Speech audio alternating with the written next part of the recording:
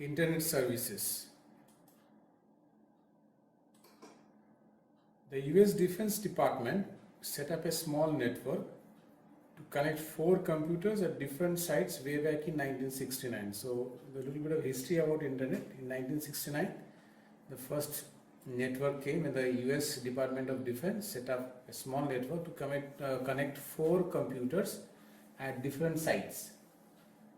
After that, since then, the internet has come a long way and it has developed so fast. The reason for this ever-growing use of the internet is the various services that it offers. So as and when it is growing up, it is adding more and more services for the people. So what are the services? Let us see. The first of all, most common is accessing information on the internet.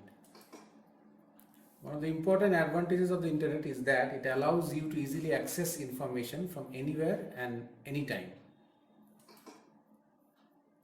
There is a huge amount of information available on the internet on a wide range of topics such as research, papers, news, books, products, technical support, job vacancies, healthcare, etc.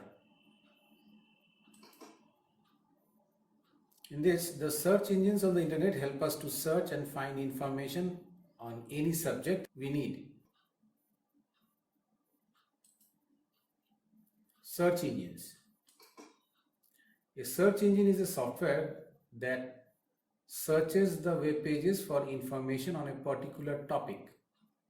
The topic on which the information is required is specified in the form of keywords. Search results are given as a list of links to the pages on which the keywords were found.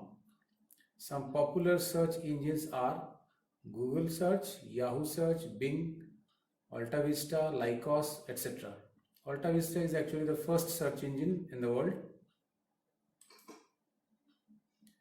Now, what is inside a search engine? A search engine makes use of a software called Spider or web crawler to search for the keywords and the addresses of the web pages. When these addresses are found out, it is indexed, means arranged, with the help of an indexing software. We know that when any data is arranged, it is easier to find out. So that's why it is arranged with the help of this indexing software and stored in the database. When we perform a search, the search engine uses a search algorithm, the program, the logic, to search for the keywords in the indexed list. So after the list is indexed or arranged in the order and stored in the database, then in the search algorithm, the code is written which actually helps to search for the keywords in that indexed lists. In this way, it performs a search and gives you the result as in the form of links. So follow the steps to use the search engine. The first one, type the address or the URL of a search engine in the address bar of the browser and press enter. From the keyboard, the home page of the search engine appears in the browser. Step number 2, type the keywords related to the information you are looking for in the search box and press enter. Step number 3, a list of links to web pages containing the required information is displayed.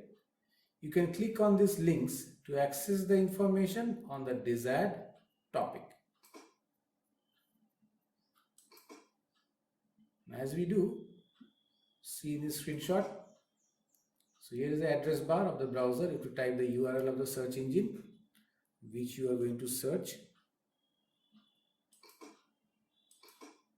then you type the keywords in the search box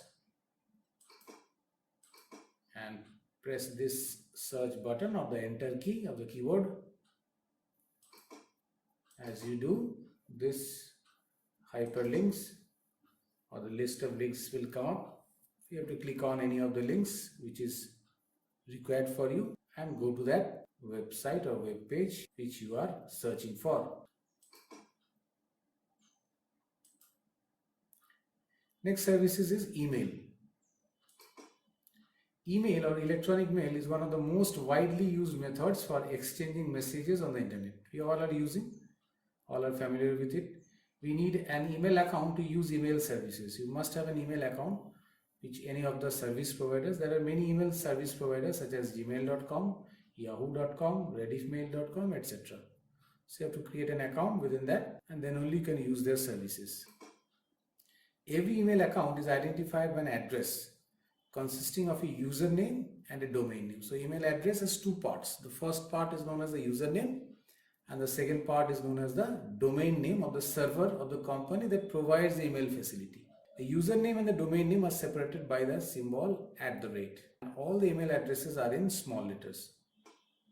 For example, our school mail address scmemorial@rediffmail.com. In this, the username is scmemorial, and @rediffmail.com is the server name or the company name on which this account is created. Advantages of email. First one, it is low cost. It's very cheap to send an email as compared to the cost sending a conventional letter. So normal letters, when you send, you have to have the postage, you have to buy the inland letter or an envelope, then write inside the page, then send with the help of postage.